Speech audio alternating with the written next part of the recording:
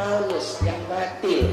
Makanya kita sering bilang orang Kristen itu pengikut Paulus, bukan pengikut Yesus. Karena rusaknya Injil gara-gara pengaruh Paulus. Siapa Paulus tersebut? Paulus adalah seorang yang dahulunya benci terhadap orang-orang Nasara. Dia Yahudi. Dan dia selalu membunuh orang-orang Nasara, mengintimidasi orang-orang Nasara.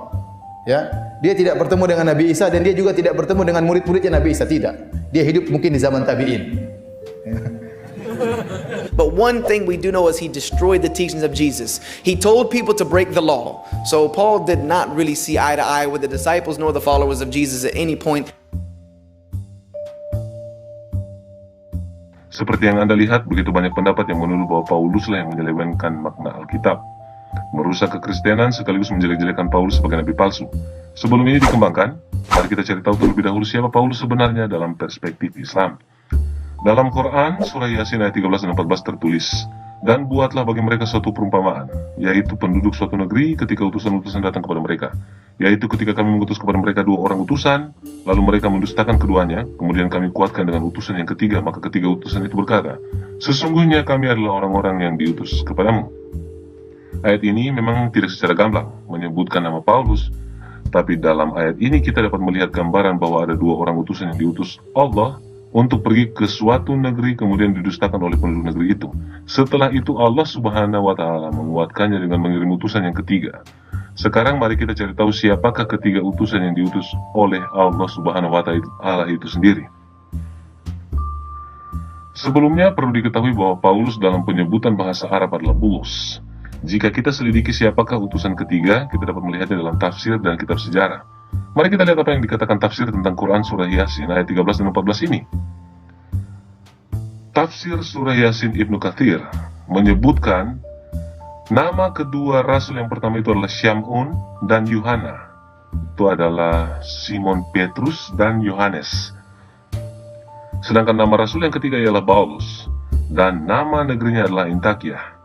Kemudian tertulis, maka ketiga utusan itu berkata, yaitu kepada penduduk negeri tersebut, sesungguhnya kami adalah orang-orang yang diutus kepadamu, yakni dari Tuhan yang telah menciptakan kalian, dan memerintahkan kepada kalian agar menyembah Dia semata. Tiada sekutu baginya, demikianlah menurut Abdul Aliyah. Bisa juga kita lihat pada tafsir Quran surah Yasin oleh Kementerian Agama RI, di mana disebutkan dalam tafsirnya tafsir ayatnya yang ke-13, bahwa rasul yang diutus kepada mereka adalah 2 orang utusan Nabi Isa yang bernama Yuhana dan Bulus, seperti disebutkan di atas. Kemudian tafsir ayatnya yang ke-14, oleh karena kedua utusan itu tidak berhasil melaksanakan misinya, dikirim lagi seorang yang bernama Syamun dengan tugas yang sama. Risalah yang mereka bawa adalah supaya penduduk Antakya itu mau membersihkan dirinya dari perbuatan syirik, supaya mereka melepaskan atau membuang segala bentuk sesembahannya dan kemudian kembali kepada ajaran tauhid. Oke, dari bacaan tadi kita dapat simpulkan bahwa dalam Quran surah Yasin 36 ayat 14 kata kami merujuk pada Allah sebagai pengutus yang mengutus Paulus. Bahkan dalam tafsir Ibnu Katsir, para utusan ini berkata bahwa mereka diutus dari Tuhan yang menciptakan manusia. Berdasarkan hal ini maka Paulus adalah utusan Tuhan atau Rasulullah. Adapun tafsir lain juga mengemukakan bahwa ketiga utusan ini adalah utusan dari Al-Masih alaihi salam kepada penduduk negeri Antakya atau Antioquia. Ini berarti Paulus adalah utusan dari Al-Masih alaihi salam. Kita lanjut dalam sejarah. Ismail bin Omar bin Katsir al-Quraisy al-Damasiki atau Ibnu Katsir dalam bukunya Al-Bidayah wa Nihayah cetakan 2003 halaman 529 dan 530 menceritakan tentang kisah Isa alaihi salam sebagai Mesias yang mengutus rasul-rasulnya ke wilayah Levant. Levant adalah wilayah di Timur Tengah yang mencakup wilayah Anatolia, kerajaan Levantin, kerajaan Aram Damaskus, kerajaan Israel, dan wilayah sekitarnya. Kalau sekarang wilayah Levant mencakup Syria, Lebanon, dan bagian utara Jordan. Kota Damaskus yang sekarang ini juga masih tetap berada dalam wilayah Levant. Dalam buku tersebut dituliskan bahwa Paulus yang sangat memuji Mesias kemudian mengejar mereka untuk membunuh mereka. Ketika Paulus bertemu dengan rombongan Mesias, malaikat muncul dan memukul Paulus dengan sayapnya, hingga Paulus menjadi buta. Paulus pun menjadi percaya akan Mesias dan dia kembali kepada Mesias dan meminta maaf atas apa yang telah ia perbuat. Mesias menerima permintaan maaf itu dan Paulus meminta agar matanya dapat disembuhkan dan dapat melihat kembali. Dan kemudian Mesias menyuruh Paulus pergi ke suatu tempat di sudut timur pasar di Damaskus. Di sana akan ada seorang laki-laki yang akan membantumu melakukan itu, menyembuhkan penglihatan Paulus. Paulus kemudian mendapatkan penglihatannya kembali dan menjadi pengikut Kristus yang sangat percaya. Paulus juga berkata, saya adalah Abdullah dan utusan Allah. Dan Paulus membangun gerejanya di Damaskus. Bisa dilihat dalam link pada deskripsi. Ibnu Katsir menulis dengan jelas bahwa Paulus bertemu dengan Mesias untuk meminta maaf, dan Paulus juga mengatakan bahwa dia adalah hamba Allah dan Rasulullah. Dia tidak bertemu dengan Nabi Isa dan dia juga tidak bertemu dengan murid-muridnya Nabi Isa, tidak. So Paul did not really see eye to eye with the disciples nor the followers of Jesus at any point. Dia tidak bertemu dengan Nabi Isa. Dia tidak bertemu dengan Nabi Isa. Dia tidak bertemu dengan Nabi Isa.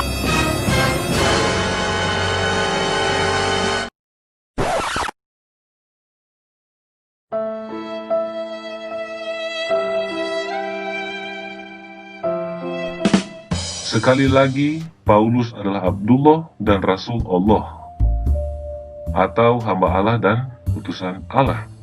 Saya belum menemukan referensi yang menuliskan hal negatif tentang Paulus dari penulis-penulis otentik Quran, hadits, dan tafsir, termasuk dari Nabi Muhammad SAW. Apakah orang-orang yang menyerang Paulus ini lebih baik dari Ismail Ibnu Katsir dan para ahli tafsir yang tidak menemukan sesuatu yang salah dari Paulus? Saat Paulus dituduh-tuduh dan dibenci oleh muslim sekarang ini, para ahli tafsir malah mengagumi Paulus dan malah memberikan pernyataan bahwa Paulus adalah utusan Allah, utusan Mesias, dan hamba Allah. Sekarang pertanyaan super penting.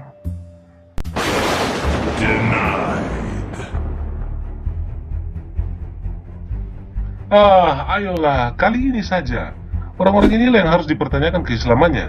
Perkataan mereka berbeda dengan apa yang sudah engkau firmankan. Ini tidak bisa dibiarkan. Baiklah, hanya kali ini. Terima kasih. Pertanyaan sekarang begini. Bagaimana para pendakwah atau yang mengaku ulama sekarang ini bisa berbicara bahwa Paulus merusak kitab Injil, sedangkan Allah dan Nabi Muhammad tidak pernah menyebut demikian? Bukankah ini bentuk ketidakpedulian dalam Islam? Apakah mereka tidak peduli pada ajaran Allah Subhanahu wa Ta'ala dan Muhammad SAW? Kata Allah yang disebut ulama itu ukuran pertamanya yang paling takut kepada Allah. Kalimatnya pakai khasyah. Khasyah itu ketakutan yang sangat dalam. Jadi ulama itu kalau bicara takut kata-katanya tidak sesuai dengan ketentuan Allah. Sekarang bagaimana tanggapan Quran terhadap orang-orang yang merasa lebih hebat dan pintar dari para ahli tafsir ini? Dan barang siapa yang menentang Rasul sesudah jelas kebenaran baginya dan mengikuti jalan yang bukan jalan orang-orang mukmin, kami biarkan ia leluasa terhadap kesesatan yang telah dikuasainya itu, dan kami masukkan ia ke dalam jahanam. Dan jahanam itu seburuk-buruknya tempat kembali.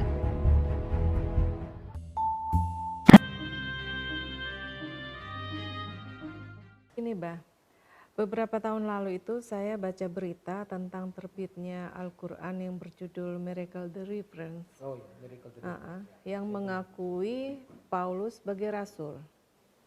Cuma karena diprotes, buku ini kan ditarik lagi nih dari peredaran. Cuma katanya itu Bah, disisipi dengan misi Kristen ini. Apa iya? Kristen lagi dituduh. Apa iya Bah? Kristen lagi dituduh. Katanya ini pasti titipan misi Kristen.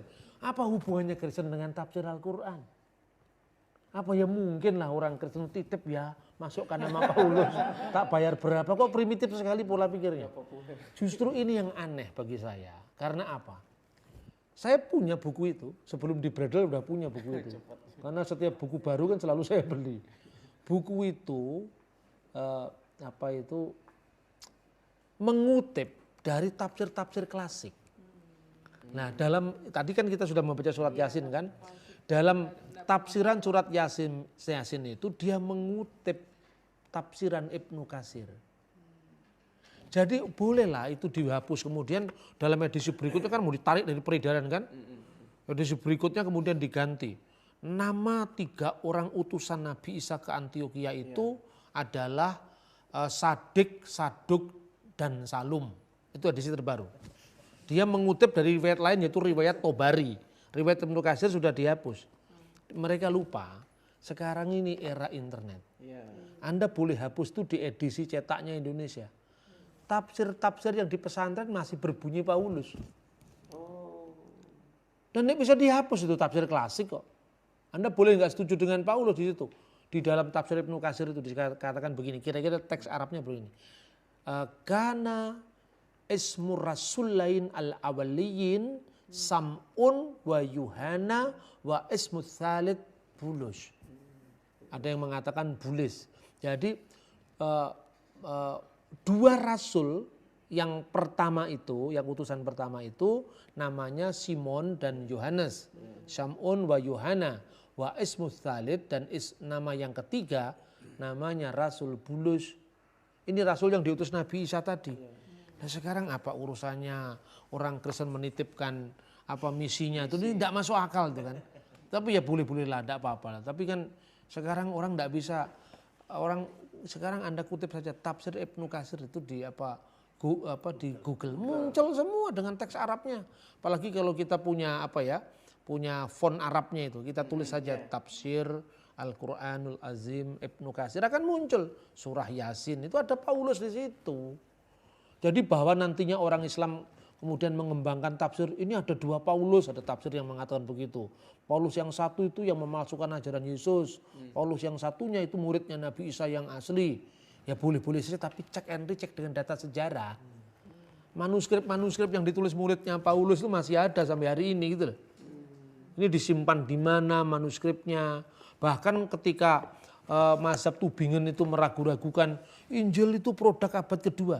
Sekarang dengan penemuan uji karbon radio orang aktif, naskah-naskah papirus yang ditemukan prakodek sebelum zaman kodek Alkitab itu dijilid, ya, dan kemudian 3 kolom, kodek Vatikanus, kodek Sinaiticus, kodek Alexandrinus, itu sudah ada bentuknya papirus. Di antara naskah papirus itu ada yang berjarak hanya belasan tahun dan semua tersedia. Tidak usah jauh-jauh ke Switzerland. Naskahnya kan disimpan di Bibliotheca Bodmeriana, Switzerland. Anda klik saja di Google ketemu kok. Loh, ini kan kita percaya dengan Google, bukan begitu. Google itu sekarang sumbernya dari mana, rujukannya di mana, kode naskahnya apa, kan ada di situ. www Early Bible Papyri, ya kan muncul di situ P66, P45. Kalau nggak percaya, nabung dulu pergi ke Switzerland, bawa di Google cocokan bener apa enggak itu loh. Harus cek and recheck. Cek and recheck. Jadi kenapa kita ini suka mengembangkan fitnah, kecurigaan, kalau ada apa-apa, ini awas ini musuh-musuh Kristen. Jangan, nggak usah begitu itu. Jangan suudon. Ya, berarti nggak benar ya, Bah ya, nggak benar tafsir betul, Al-Quran ini disisipi misi Kristen. Nggak ada, ngisipi itu sebenarnya bayar berapa? Cek and recheck semua ada kok di situ ditafsir, kok nggak ada urusannya dengan Kristen. Itu kadang-kadang ya batas-batas kesabaran, kadang-kadang orang juga ya kalau hanya sangat ekspresif enggak apa-apa lah. Saya kadang-kadang juga manusia jengkel juga. Saya tuh kepingin hidup baik dengan semua orang. Tapi ya jangan memfitnah orang keterlaluan begitulah. Ya, disisipi, yang ngisipi itu siapa? Kalau perlu gugat di pengadilan sana. Ini loh penyisipnya dibayar berapa? Ke penerbit kan gitu kan. Oh itu ada naskahnya semua kok. Saya pikir itu ya. Terima kasih. Ketika saudara muslim mengucapkan kiranya Allah memberikan taufik dan hidayahnya kepada kita. Taufik dan hidayat itu adalah bagian dari karya Roh Kudus. Kenapa kamu menolak Muhammad sebagai nabi? Sementara kami mengakui Isa sebagai nabi. Ya seperti yang kita bicarakan tadi. Jadi kita harus menempatkan agama itu bukan ruang hampa budaya. Agama itu muncul dari konteks sejarah. Karena itu kita harus mengembalikan terminologi-terminologi keagamaan itu pada asal usul. Makanya membaca Alkitab itu tidak bisa seperti simsalabim, tidak bisa. Dia harus memakai metodologi yang benar ya, yang berkaitan dengan sejarah dan juga di dalam kita memahami batas-batas ketika kita melihat agama orang lain tidak boleh dari perspektif kita. Ibnu Katsir hidup di abad 14. Sementara Yesus hidup di abad pertama, ini sama saja kalau kita membahas Patih Gajah Mada berdasarkan naskah Melayu dapat 21. Jauh sebelum zaman Islam sebetulnya kata Isa atau Isowa itu sudah muncul di dalam teks-teks bahasa Aramaik. Dalam penemuan di Dead Sea Scroll itu ada yang secara eksplisit menyebutkan kelahiran ilahi Mesias.